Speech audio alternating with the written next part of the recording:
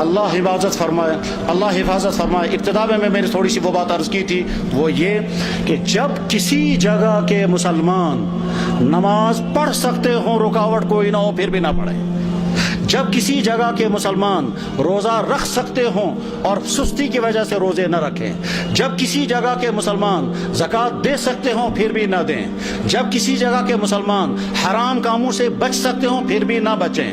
جب کسی جگہ کے مسلمان قرآن پڑھ سکتے ہوں پھر بھی قرآن کے ساتھ ان کا تعلق قائم نہ ہو. جب کسی جگہ کے مسلمان اپنی نبی کی ایک سنت پر عمل کر سکتے ہوں پھر بھی نہ کریں. تو اللہ تعالیٰ شانوں کی طرف سے کبھی خطرناک فیصلے آتے ہیں، وہ یہ کہ جب تم آزادی کے دور میں میرے دین پر عمل کر سکتے تھے پھر بھی تم نے عمل نہیں کیا، تو میں ایسے حالات لے آؤں گا کہ تم چاہو گے بھی عمل کرنا تو کر نہیں سکو گے.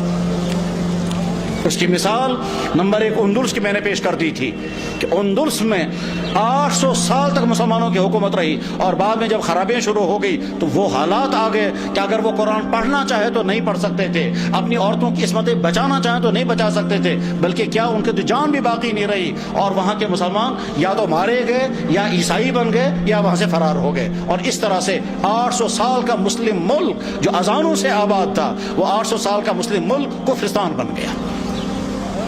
بخارا اور سمرقند یہ وہ علاقہ تھا جہاں امام بخاری، امام مسلم، ابو اللیث سمرقندی جیسا انسان، وہ علاقہ کے جہاں امام صاحب ہدایہ علامہ برہان الدین مرغینانی رحمہ اللہ تعالیٰ جس علاقے میں تھے کہ جس مسجد میں بیٹھ کر کے انہوں نے ہدایہ کتاب لکھی، اور 13 سال لگے کتاب لکھتے ہوئے، اور 13 سال مسلسل نے روزہ رکھا. گھر والوں سے کھانا آتا تھا، وہ کھانا رکھ دیتے تھے، جب گھر والے واپس چلے جاتے تھے یہ کھانا کسی غریب کو کھلاتے تھے. 13 سال بیٹھ کر کے انہوں نے ہدایہ نام کی کتاب لکھی تھی، جو حدیث اور عقلی علوم کا مجموعہ ہے. علامہ انور شاہ صاحب کہا کرتے تھے، فرماتے تھے میں ہر کتاب کا جواب لکھ سکتا ہوں لیکن چند کتابوں کا جواب مجھ سے نہیں لکھا جا سکتا ہے، ان میں سے ایک کتاب ہدایہ بھی ہے.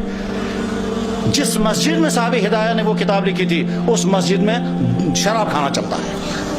غرض یہ کہ جب بخارا اور سمرقند جیسے علاقے میں وہ حالات آ گئے کہ وہاں قرآن رکھ نہیں سکتے، کلمہ پڑھ نہیں سکتے، مسجدوں میں تالے لگ گئے، تو اللہ تعالیٰ شانوں کو طاقت ہے اگر غضبناک ہو جائیں تو ان علاقوں میں بھی یہی حال ہو سکتا ہے جن علاقوں میں مسلمانوں کو موقع ہے وہ اپنی دین پر چلیں.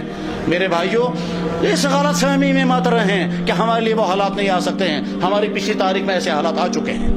چاہے کشمیر کی پچھلی تاریخ میں ایک زمانہ ایسا آیا تھا جب سکھوں کا دور تھا، مسجدوں میں تالے لگے تھے، اور جو نماز پڑھنا چاہتا تھا اس نماز پڑھنا اس کی جسم سے کھال نکالی جاتی تھی سب لوگوں کے سامنے تاکہ باقی لوگ نماز نہ پڑھیں. سری نگر کی جامع مسجد میں گھوڑے باندھے گئے تھے، تمام مسجدیں مسمار کر دی گئی تھی. اس وقت لوگ نماز پڑھنا نہیں پڑھ سکتے تھے، یہ اذانیں بین ہو گئی تھی. جب کسی جگہ کے مسلمان اپنی دین کی ناقدری کرنے لگتے ہیں تو ایسے حالات آ سکتے ہیں. اور اس کی مثال اس بات کی مثال نہیں کہ مسلمانوں نے ناقدری کی، وہ تو ظلم ہے، لیکن مثال ہمارے سامنے ہے.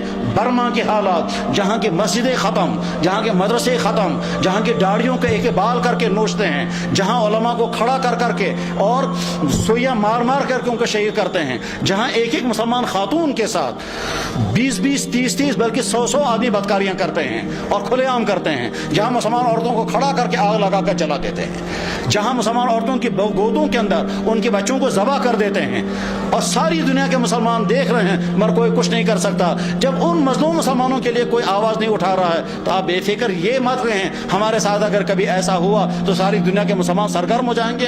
آج کا مسلمان بے حس ہو چکا ہے.